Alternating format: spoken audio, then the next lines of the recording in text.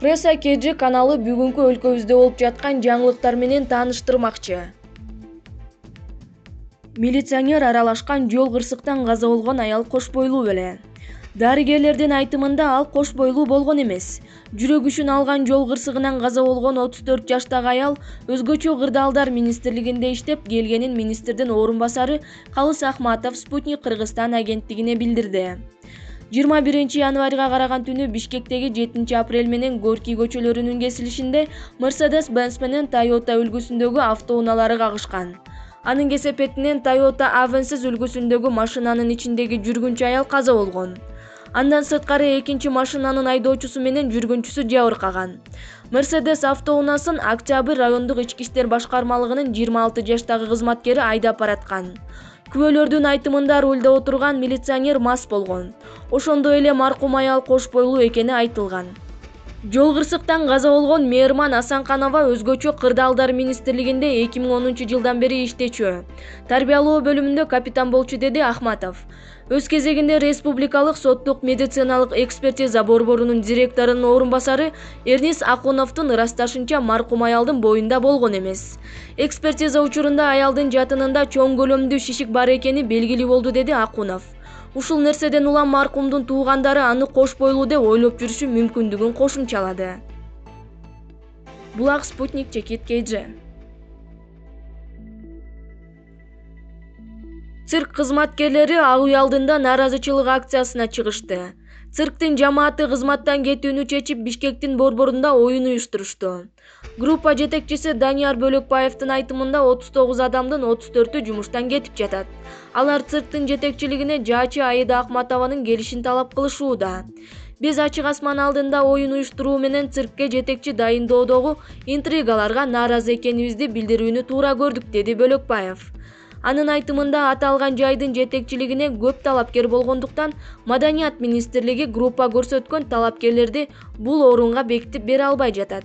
Митингге чыккандар алардын талабын президент Сооронбай Жээнбеков өзү угуусун көздөп жатканын белгилешти. Булак Спутник Чекит KG. Бишкекке жакын жерде 41 жаштагы майып дайынсыз жоголду. Табылбай жаткан киши үйдөн 9 күн мурда чыгып кеткен. Ушул жылдын 12 январында үйдөн чыккан бойдон кайтып келбеген 41 жаштагы Мухабаев Казыхан Арипханович изделип жатат. Бул тууралуу Аламүдүн райондук милициясы билдирди. Дайынсыз кеткен адам Төмөнкү Аларча жана Лермонтов көчөлөрүнүн кесилишинде жашайт.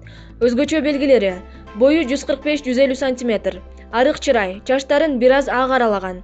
Экинчи топтогу майып, жакшы сүйлөй албайт.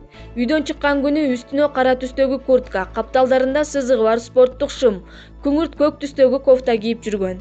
Милиция бул адам тууралуу көрүп билгендер болсо, Аламүдүн районунун ички иштер башкармалыгынын нөөмөт бөлүмүнө кабарлоону өтүнөт.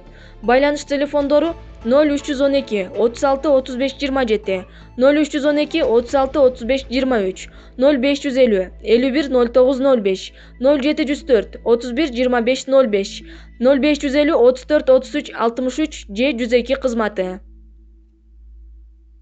Булак Спутник Чекит KG. Кыргызстанга мыйзамсыз автоунаалар башка мүлктүн аты менен кирген. Мамлекеттик бажы кызматынын кызматкерлери ЮТ ачык акционердик коому тарабынан ири өлчөмдө бажы төлөмдөрүн төлөөдөн баш тартуу фактысын аныкташты. Маалыматка ылайык, Евразия экономикалык биримдиги бажы аймагына товарларды жана транспорт каражаттарын мыйзамсыз ташып кирүү фактыларын табуу жана бөгөт коюу боюнча жүргүзүлгөн ыкчам иш-чаранын жыйынтыгында мамлекеттик бажы кызматынын кызматкерлери ЮТ ачык акционердик коому тарабынан туура эмес товарная номенклатура внесенной экономической деятельности кодун колдонуу менен ири өлчөмдө бажы төлөмдөрүн төлөөдөн баш тартуу фактысын аныкташты. Бул факт боюнча төлөнбөй калган бажы алымынын жалпы суммасы 227 миллион 780,5 сомду түзөт. Бул маселе боюнча чогултулган материал мыйзамга ылайык чара көрүү үчүн Кыргыз Республикасынын Генералдык прокуратурасына өткөрүлүп берилди. Булак Барометр Чекит KG. Орусияда маршруттук такси айдаган кыргыз жараны 17 жашар кызды сүзүп алды. 19 январда Орусиянын Тверь шаарында маршруттук такси айдаган кыргыз жараны 17 жаштагы кызды сүзүп алды. Мындай маалыматты Тver шаардык жергиликтүү маалымат каражаттары жазды. Окуя өткөн аптанын ишемби күнү Капошвар аянтында катталган. Жергиликтүү жол кыймылынын коопсуздугун камсыздоо кызматынын билдиргенине караганда, окуя Жеңиш Кен көчөсүндө орун алган.